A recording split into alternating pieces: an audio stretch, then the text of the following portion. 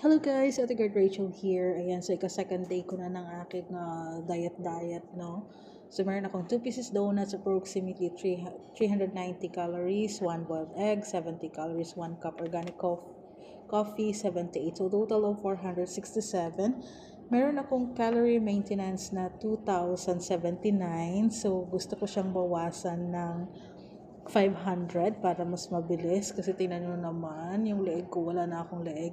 So meron akong ginagol na 1.5 na calories per day.